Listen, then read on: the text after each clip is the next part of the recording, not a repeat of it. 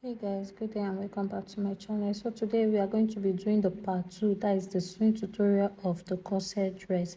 The first thing is to use a gather stitch to gather the sides of the dress, just the front part. You gather both sides.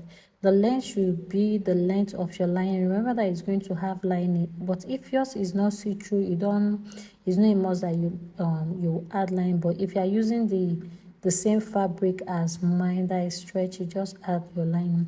So once you are gathering it, you are going to gather up to the length of your lining. The length of my lining is around 18 inches. So the other side also, I will gather it and I will gather up to 18 inches. Please, you will start gathering from that notched line that we notched. Please see the part 1 of this video for you to understand what I'm doing. So you gather from the points that were notched to the length of your lining. So once you have the length of your lining, you join it. You don't need to use your lining to turn this, just join it the normal way. That yes, the inner part will be rough. You don't need to start beautifying it with your lining. So once I have the exact measurements, the exact length of my lining, I'll bring my lining and place it. So here is my lining. I will open it. Anywhere is the right side. Remember that the lining is stretchy. Once you are working with a stretchy fabric, everything that is going to go into that fabric should be stretchy too. So my lining is stretchy, just this normal crepe lining. So I'll place it and make sure that it's equal to the length that I want. Then the waist part also, then I'll use a straight stitch to hold it. Just run a stitch down just to hold it in place so that it doesn't move. So I'll just do it. I'll take it to my machine and run a straight stitch and come back to show you how it looks and what it looks like.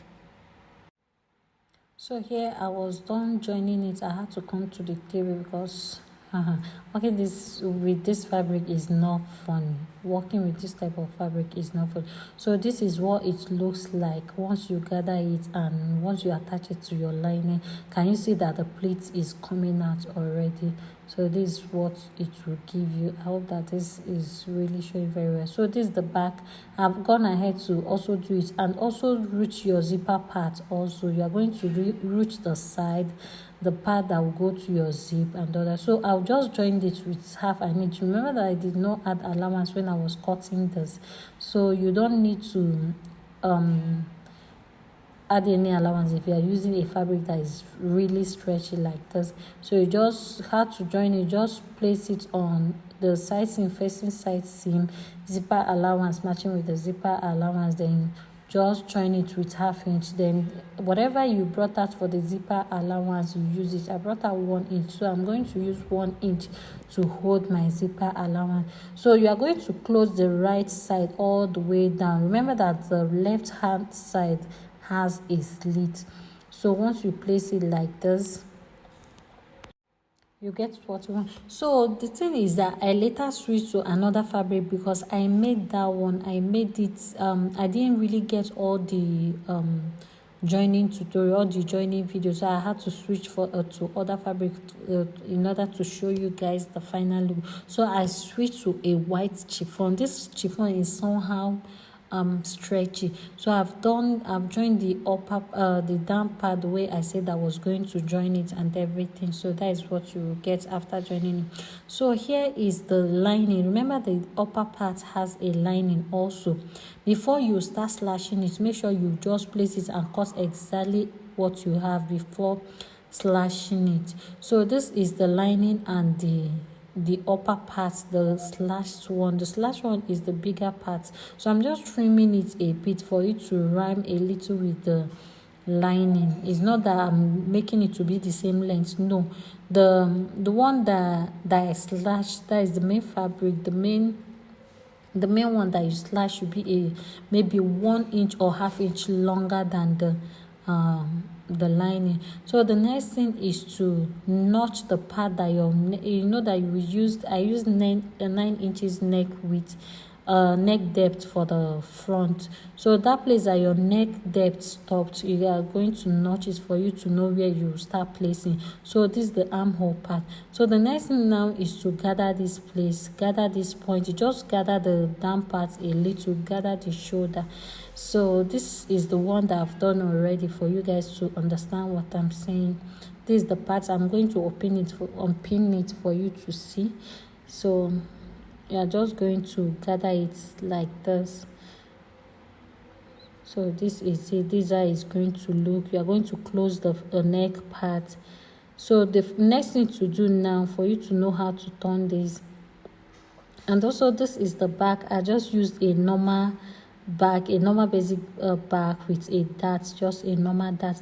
This is the side front. This is the center front. Sorry, this is the center front. This is the center front, and this is the side front. So you are going to place it this way. This is where you are going to place it. You have to also cut a lining for this also, just to cut exactly the same lining. That is after adding some inches and some allowance. You just cut exactly the same thing.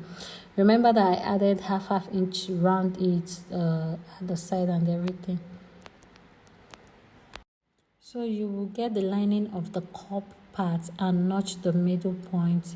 So once you notch it, sorry, this is the main fabric, you get the cup and notch the center for you to know the middle. So you start gathering. Remember that I said that you use a loose stitch, run a straight stitch at the under. That is the part that you attach to your under bust.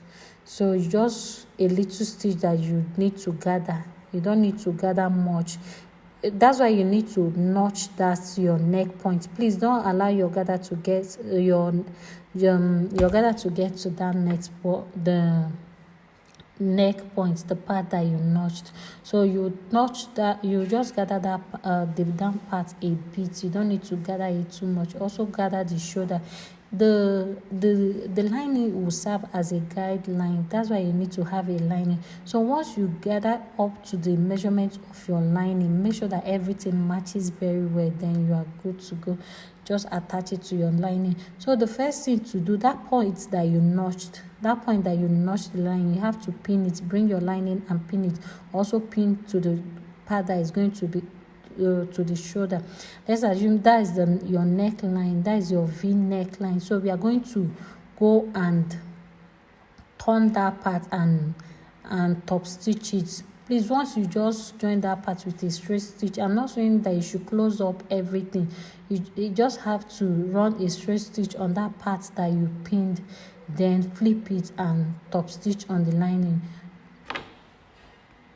So here I was done stitching it. Just notch it. Please, from the knot part to the shoulder part, that is where you are going to stitch. So this is how it's going to look.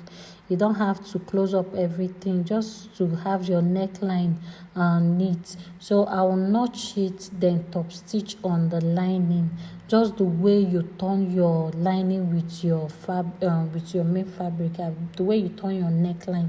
So I've turned the neckline. That part that I turned now is the neckline. The next thing now is to place the cup on the lining. So I'm going to make sure that the shoulder matches very well. That is the shoulder point, and the armhole matches very well. It has armhole. So I'll make sure that it matches. Then I'll start pinning. It. I'll pin it up to the point that their neckline stops. That is the depth of the neckline. So once I pin it up to that point, I'll also pin the shoulder.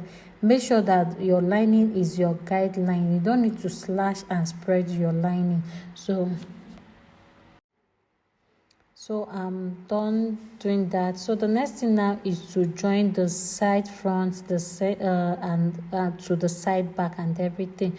So I use half inch to join it. The next thing now is to get a strap that is maybe 1 inch by length. Then you fold it into two. That is the strap that you are going to use.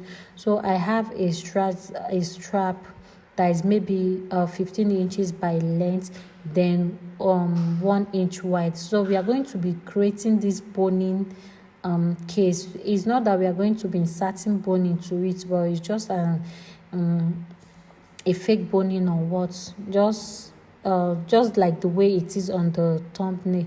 So we are going to create a fake boning channel. So once you have it, this is the way you are going to place it. You just fold